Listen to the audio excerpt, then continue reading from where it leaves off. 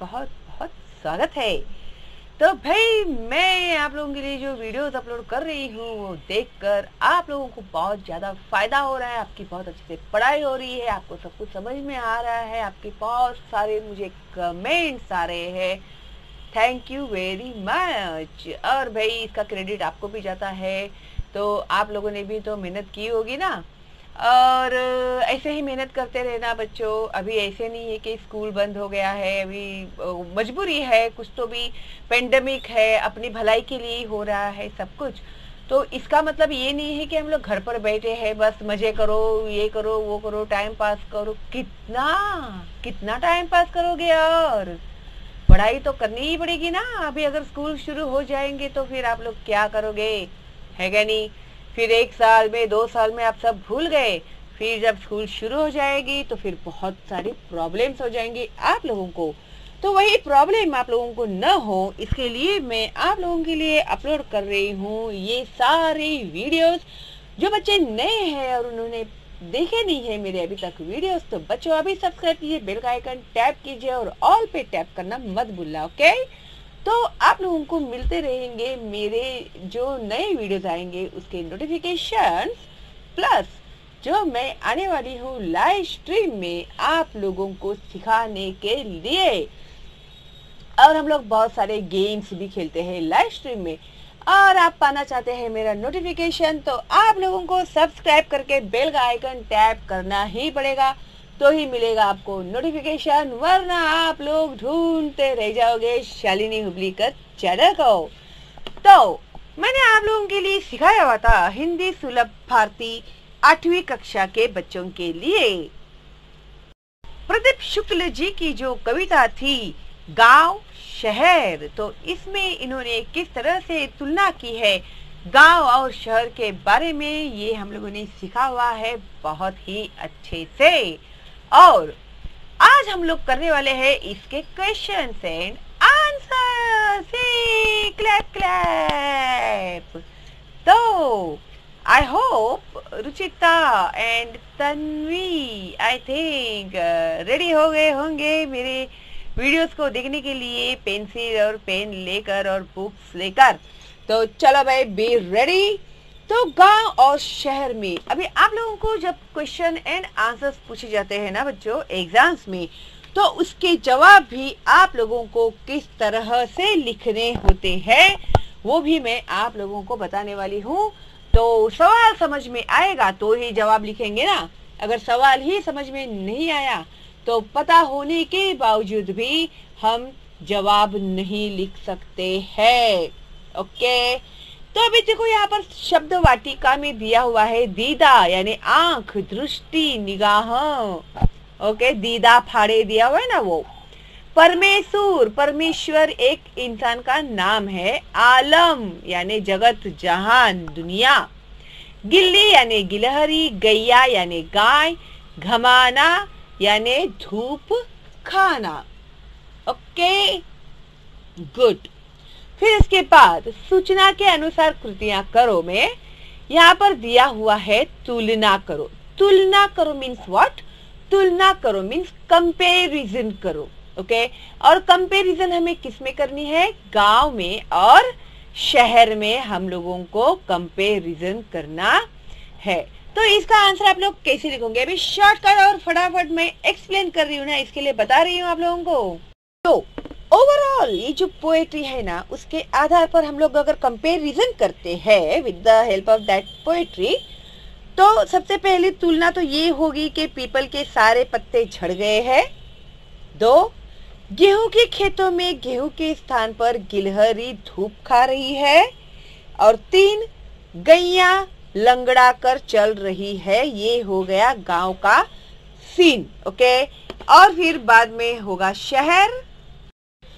तो शहर में क्या है भाई?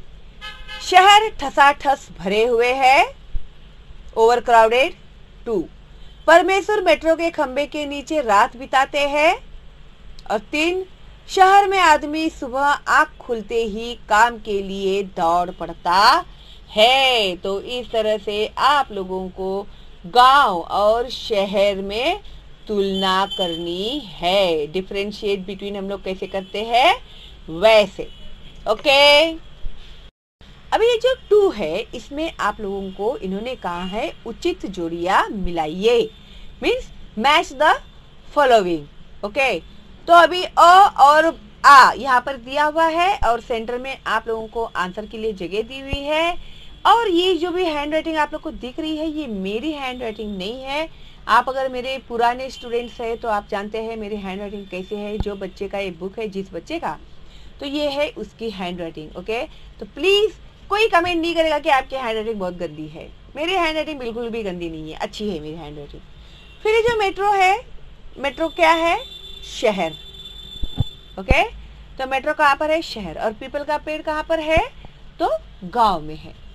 ओके, तो ये आंसर जो है ना आप लोगों को इसी तरह से लिखना होगा आंसर शीट पे। ओके, फिर उसके बाद 3 देखते हैं हम लोग। 3, कृति पूर्ण करो।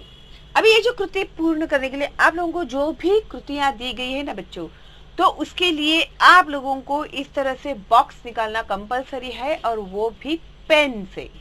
ओके, अगर आपने बिना बॉक्स निकाले पेन से, पेंसिल से निकालोगे तो भी आपके मार्क्स कट जाएंगे। पेन से निकालकर आप लोगों को अंदर आंसर लिखना है तो ही आप लोगों को उसके मार्क्स मिलेंगे, वरना आप लोगों के मार्क्स जो है ना हाफ मार्क कट हो जाएंगे। ओके, तो कृतियां करते समय आप लोग याद रखिएगा, आप लोगों को कृतियां पूर्ण इसी तरह से करनी है और बॉक्स आप लोगों को पेन से ही निकालना है तो ही आपको पूरे मार्क्स मिलेंगे, वरना आंसर सही होने के बावजूद भी आपके मार्क्स कट जाएंगे। ओके, और पेंसिल का यूज नहीं करना है आप लोग को। तो गांव का देखना कैसा है? टुकर टुकर। और शहर कैसे देखता है? दीदे फाड़कर, जो हम लोगों ने कविता में ही सीखा है ना। तो वही आप लोगों को यहाँ पर लिखना है।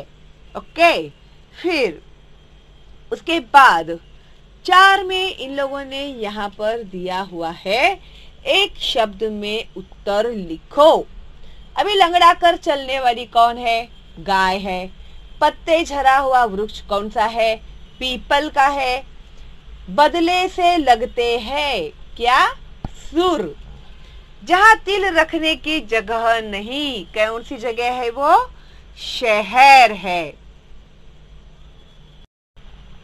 उसके बाद इन्होंने हम लोगों को दिया हुआ है भाषा बिंदु।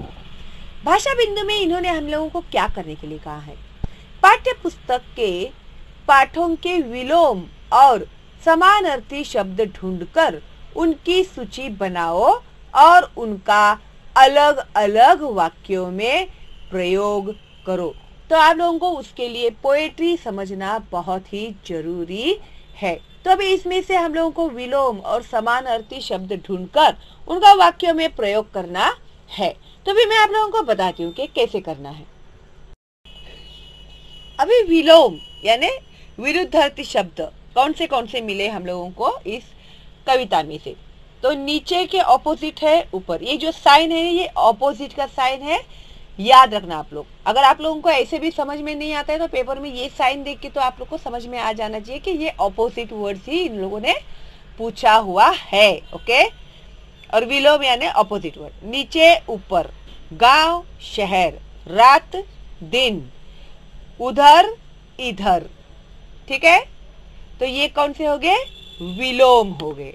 उसके बाद उन्होंने समानार्थी भी पूछे हैं हम लोगों को। अभी समानार्थी शब्द में देखो, शहर, नगर, आंख, चक्षु, नयन, नयन भी आ सकता है। ठीक है, फिर दिल, हृदय। ओके, गैया, धेनु, गाय चल सकता है। ओके, तो इस तरह से आप लोगों को ये है समानार्थी शब्द लिखने हैं। अभी आप लोग इसकी सूची किस तरह से बनाओगे? जैसे विरुद्ध अर्थों के हम लोगों को वाक्य में प्रयोग करने हैं। जैसे सुख के विरुद्ध होता है दुख, तो अभी कैसे हम लोग करेंगे? देखो, सुख, सुख के दिन सर्दियों के दिन की भांति कब समाप्त हो जाते हैं पता ही नहीं चलता। हो गया ना, वाक्य में इसका प्रयोग हो गया। और ऐसा नहीं है कि आप लोग यही लिखोगे, ठीक है, तो आप लोग ऐसे भी लिख सकते हैं, सुख के दिन जल्दी बीत जाते हैं, ऐसे भी तुम लोग लिख सकते हो। छोटे वाक्य भी तुम लोग लिख सकते हो। ऐसे कोई जरूरी नहीं है कि आप लोगों को बड़े बड़े ही वाक्य लिखने चाहिए, ठीक है।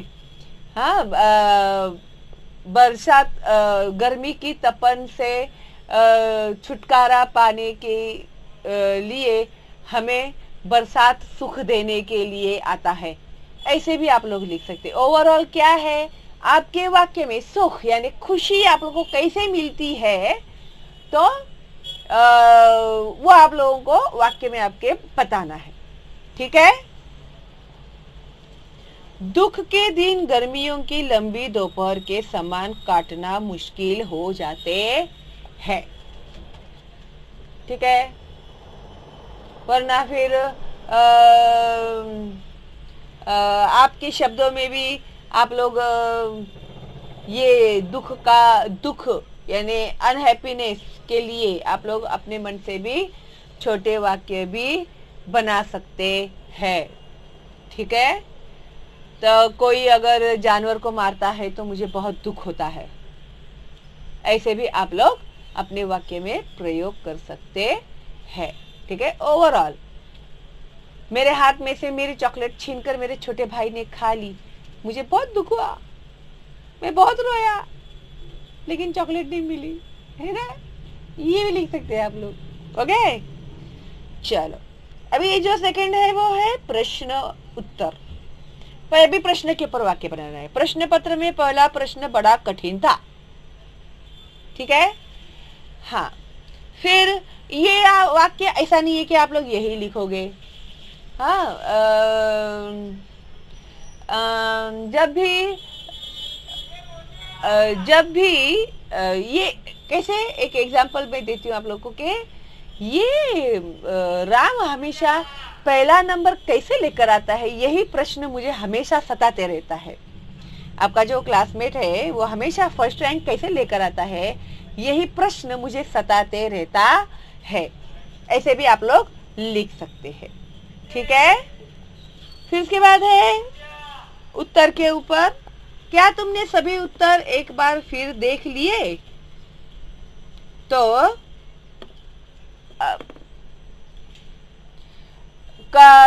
इसे भी आप लोग अपने हिसाब से लिख सकते हैं, जैसे कि मेरे छोटे भाई के सवालों का मैं उत्तर उसे बहुत ही प्यार से देता हूँ, या मेरे छोटे भाई के पूछे हुए सवालों का उत्तर मैं उसे बहुत ही प्यार से देता हूँ, ठीक है। तो इस तरह से आप लोग अपनी शब्दों में भी वाक्य बना सकते हैं, सिंपल लैंग्वेज में, ओके। फिर उसके बाद है बूढ़ा। बूढ़ा का विलोम शब्द है जवान, ओके। ओल्ड के ऑपोजिट यंग आता है ना, ऑपोजिट वर्ड में बूढ़ा। सड़क पर एक बूढ़ा भिखारी था। हाँ, तो अभी ये इन्होंने एक वाक्य दिया है। एक बूढ़े अंकल को, एक बूढ़ा था जिसे मैंने रास्ता पार कराया। या फिर बूढ़ा हो जाने के बाद इंसान की अहमियत कम हो जाती है, ओके। तो ऐसे आप लोग अपने दिमाग से ना वाक्य लिख सकते हैं, ठीक है, लेकिन मीनिंग इन लोगों ने जो बताया है वही होना चाहिए, ठीक है। बूढ़ा होने के बाद मेरे भी बाल सफेद हो जाएंगे, ऐसे भी तुम लोग लिख सकते हैं, है ना, आसान। फिर अभी जवान यानी यंग। गांव के कुछ जवान फौज में भर्ती हो गए, ओके। अभी जवान यानी यंग बच्चे, ठीक है। मैं जवान होने के बाद देश का सिपाही बनूंगा, मैं जवान होने के बाद देश की रक्षा करूंगा, मैं जवान होने के बाद डॉक्टर बनूंगा और देश की सेवा करूंगा, मैं जवान होने के बाद अच्छे से पढ़ाई लिखाई करके देश की सेवा करूंगा। कुछ भी लिख सकते हैं आप लोग, कितना सिंपल है क्या नहीं, कितना इजी है क्या नहीं।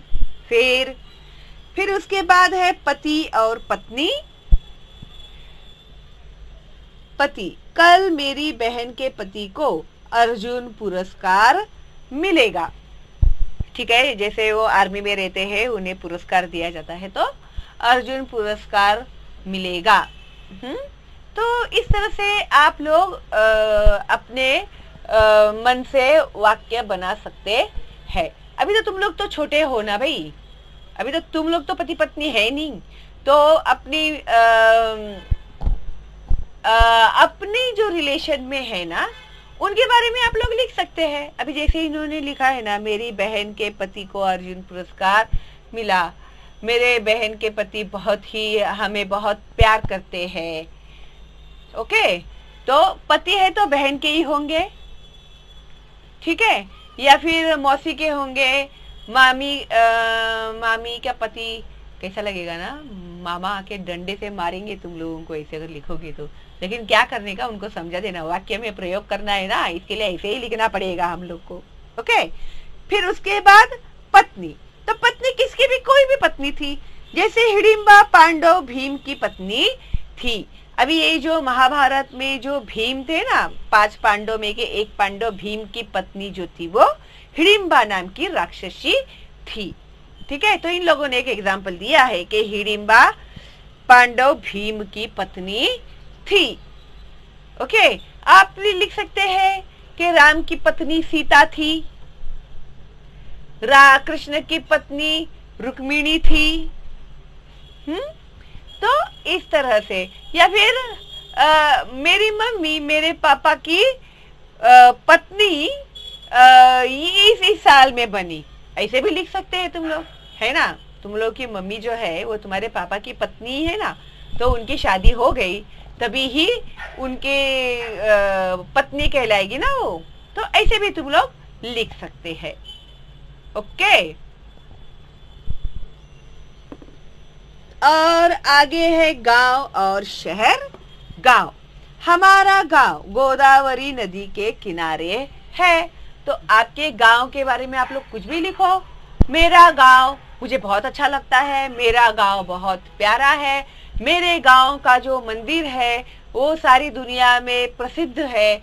ऐसे आपके गांव के बारे में, या फिर मेरे गांव में जो गन्ना उगता है बोलो, या फिर गेहूं उगता है, वो उसका बहुत ही दाम अच्छा मिलता है, या वो बहुत ही उपजाऊ है, मेरे गांव के आम बहुत ही प्रसिद्ध है।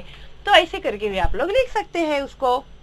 फिर उसके बाद शहर, मुंबई शहर में दिनों दिन भीड़ बढ़ती जा रही है।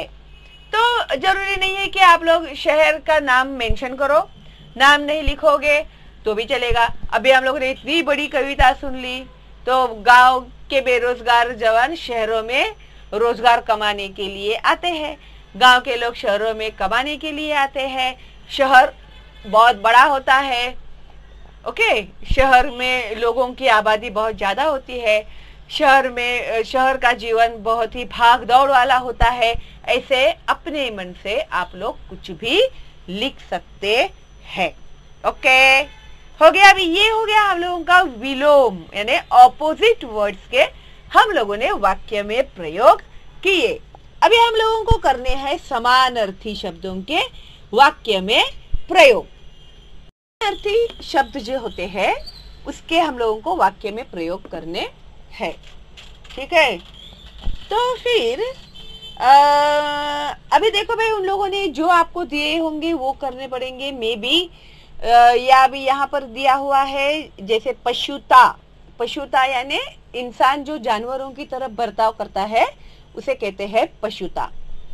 पशुता का समानार्थी शब्द है पशुत्व, ठीक है। तो पशुता क्या है? अच्छे ज्ञान से मनुष्य की पशुता कम हो जाती है। तो जैसे पढ़ाई करने से हम लोगों को नॉलेज मिलता है तो हम लोग को समझ में आता है कि भाई क्या अच्छा है क्या बुरा है। अगर अच्छे सर्कल में हम लोग रहते हैं तो हम लोगों में बहुत अच्छे संस्कार होते हैं। तो हमारी जो पशुता होते हैं ना, क्योंकि human being is also an animal, तो वो भी एक जानवर होता है, तो उसकी पशुता जो है वो नॉलेज की वजह से कम हो जाती है। पशुत्व, पशुत्व यानी क्या? नाखून बढ़ना पशुत्व की निशानी है। इसे ये मुझसे नहीं लागू करता, ठीक है? तो कोई कमेंट नहीं करेगा मुझे, ओके? तो नाखून बढ़ना पशुत्व की निशानी है, क्योंकि नाखून सभी के बढ़ते हैं। तो ये क्या है? पशुत्व की निशानी है। नेक्स्ट है निर्लज्ज। निर्लज्ज यानी बेशर्म, ओके? तो निर्लज्ज, बात बात पर पिटने पर बच्चे निर्लज्ज हो जाते हैं। वैसे में थोड़े बहुत तुम लोग भी रहेंगे उसमें के जिसकी हर बार धुलाई पिटाई होते रहती है, तो फिर वो लोग ऐसे हो जाते हैं कि जाने दे, क्या करने वाले लोग, मारेंगे ही ना और कुछ नहीं ना। तो ये ऐसे सोचने के बजाय अगर हम लोग सोचेंगे कि अगर हम लोग ये गलती नहीं करेंगे तो ये हमें फिर क्यों मारेंगे, है ना? गलती करते जाना और मार खाते जाना, इसे निर्लज्जता कहते हैं। हाँ, एक बार मार खाने के बाद, हाँ ये मैंने गलत किया था, इसके लिए मेरी पिटाई हुई थी, ये बात हमें याद रखनी चाहिए। और हमें ये भी याद रखना चाहिए कि ये गलती हम लोगों को दोबारा नहीं करनी है, ठीक है? तो इन लोगों ने क्या एग्जाम्पल दिया है? बात बात पर पिटने पर बच्चे निर्लज्ज हो जाते हैं। तो ये कहावत, ये यहाँ पर इन लोगों ने वाक्य में प्रयोग किया हुआ है, ओके? बार बार एक ही गलती करना उसे निर्लज्ज कहते हैं। कितनी बार भी अपमानित करने के बावजूद भी हंसते हुए जाना बेशर्मों की तरह, तो उसे भी निर्लज्ज कहते हैं, ठीक है? फिर भी यहाँ पर दिया है बेहया। नाखून बड़े बेहया होते हैं, बेवफा होते हैं, बार बार काटने पर भी बढ़ते रहते हैं, ठीक है? तो निर्लज्ज का इन लोगों ने समान अर्थ दिया है बेहया। तो नाखून बड़े बेहया होते हैं, बार बार काटने पर भी बढ़ते रहते हैं। फिर उसके बाद इन लोगों ने दिया है जवान। जवान यंग यानी युवा, ओके? सुभाष जैसा जवान पूरे शहर में न था, ओके? यंग बच्चा, ठीक है? हमारे गांव के जवान बच्चे आपको सारी दुनिया में, जवान लड़के सारी दुनिया में कहीं नहीं मिलेंगे। हमारे गांव के जवान बहुत बहादुर है, हमारे देश के जवान बहुत बहादुर है, ऐसे भी आप लोग लिख सकते हैं, ठीक है? फिर युवा। युवा अवस्था में जोश अपनी चरम सीमा पर होता है, यानी ये जो एज होता है ना आप लोग का, युवा जो एज होता है, तभी वैसे बहुत जोशीले होते हैं वो लोग। उन लोग को ऐसा लगता है हम लोग जो भी कर रहे हैं वो सही ही है।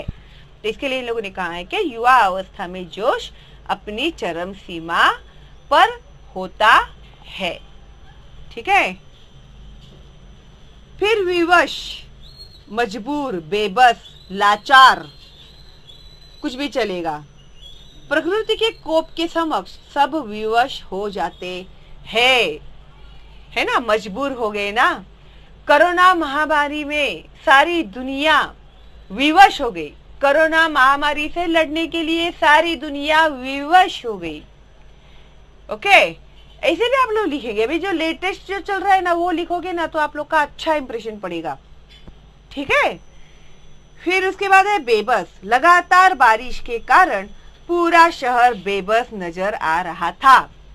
अभी कोरोना महामारी में लॉकडाउन के कारण सब लोग बेबस हो गए, या फिर सब लोग लाचार होकर घर में बैठे रहे, ठीक है?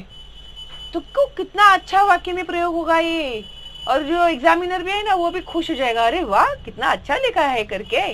हालांकि मैंने बोला है तुम लोग को, लेकिन तुम लोग तो मेरे ही बच्चे हैं ना भाई, जहां पर भी जाओगे ना मेरा नाम रोशन करना है तुम लोग को, ठीक है?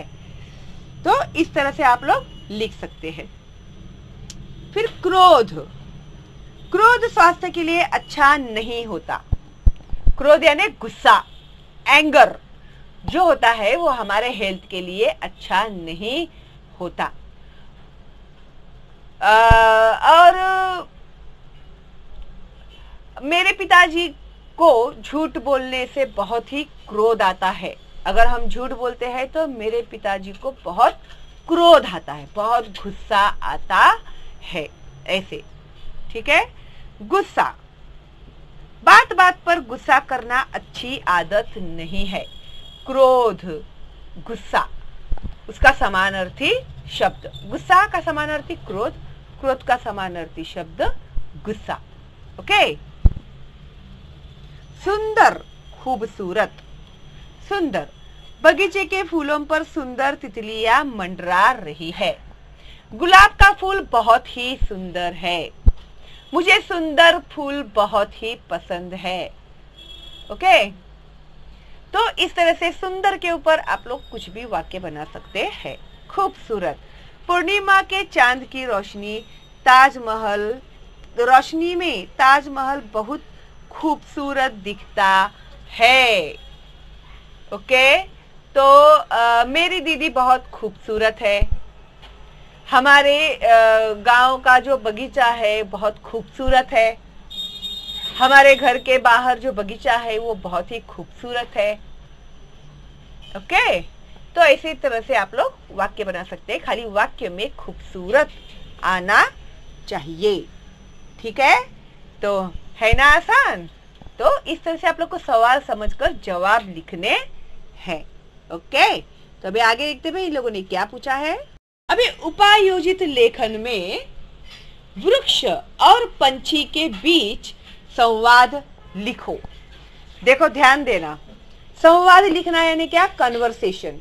ओके, एक वृक्ष, एक पेड़, एक ट्री, और एक पंछी, एक बर्ड, ये दोनों आपस में क्या बात कर सकते हैं, ये लोग आपस में क्या बातें कर सकते हैं, क्या कन्वर्सेशन कर सकते हैं, अपने मन से लिखना है आप लोगों को। ओके, तो मैं बताती हूँ आप लोगों को किस तरह से लिखना है।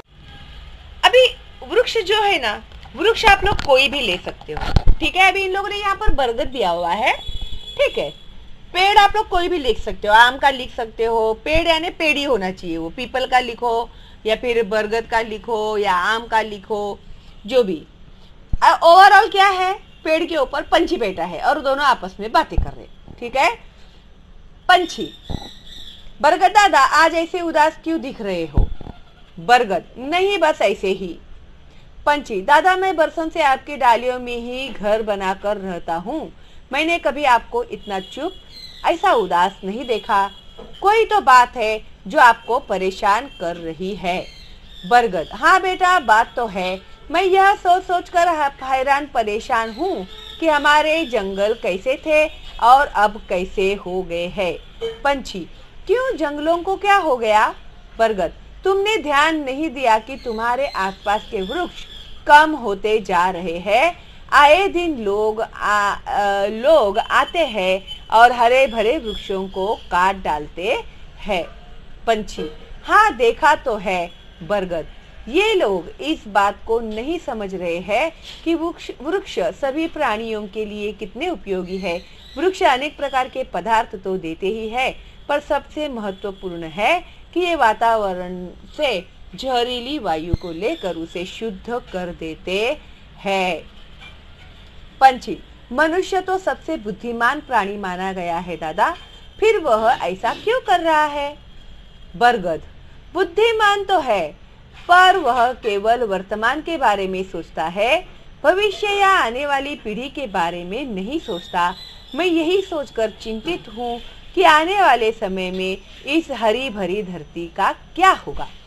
अभी इन लोगों ने यहाँ पर ये जो कन्वर्सेशन दिया है, नॉर्मली देखो मैंने आप लोगों को जो ऐसे राइटिंग्स वगैरह दिए हुए हैं कि वृक्ष की आत्मकथा, ओके, पंछी की आत्मकथा, तो इसमें भी आप लोग अगर देखते हैं तो आप लोगों को बहुत ज़्यादा हेल्प हो जाएगा। अभी इन लोगों ने जैसे कहा कि वृक्ष और पंछी में ऐसी बात हो गई कि एक अच्छा, कभी भी हम लोग कुछ भी निबंध लिखते हैं या फिर ऐसे इंग्लिश में लिखते हैं या मराठी में लिखते हैं या हिंदी में लिखते हैं, उसमें से हम लोगों को एक अच्छा मैसेज कन्वे करना होता है। या फिर अब हम लोग संवाद लेखन भी करते हैं, कहानी लेखन करते हैं, तो उसमें भी हम लोगों को एक अच्छा मैसेज कन्वे करना होता है। ठीक है, नहीं तो फिर कन्वर्सेशन में अरे हाय तू कैसा है, हाँ मैं अच्छा हूँ, तूने खाना खाया, हाँ मैंने खाना खाया, तो तूने खाने में क्या खाया, मैंने खाने में आज आलू की सब्जी और पूरी खाई।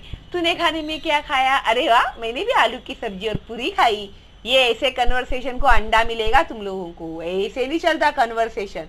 कन्वर्सेशन ऐसा होना चाहिए जिसमें से कुछ मैसेज जो है ना वो कन्वे होना चाहिए। अभी जैसे इन लोगों ने ऐसे बातें बताई है कि पंछी जो है वो पेड़ से पूछ रहा है, भाई तुम उदास क्यों हो? तो क्यों भाई पेड़ दादा, आज आप क्यों उदास दिखाई दे रहे हो? अरे भैया, आप क्यों आज उदास दिखाई दे रहे हो?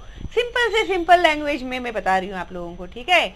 फिर पेड़ बोलता है कि अरे हाँ भाई, उदास होने वाली ही बात है ना, क्योंकि दिन ब दिन पेड़ों की संख्या कम होती जा रही है, जंगल टूटते जा रहा है, फिर सारे जानवर और पशु पक्षी कहाँ जाएंगे? Very simple language, okay. पंछी, हाँ इसकी चिंता तो मुझे भी हो रही है कि जिस हिसाब से इंसान पेड़ काट रहे हैं तो इस तरह से आगे जो होगा वो बहुत ही बुरा होगा, ठीक है। तो फिर इसमें भी आप लोग आज का जो सीन है ना कोरोना का वो ऐड कर सकते हो। तो पेड़ बोल रहा है कि देखो आज इन लोगों ने जो पेड़ काटे उसकी वजह से वातावरण में ऑक्सीजन की कमी हो गई है, और आज ऑक्सीजन के लिए इन लोगों को क्या क्या करना पड़ रहा है।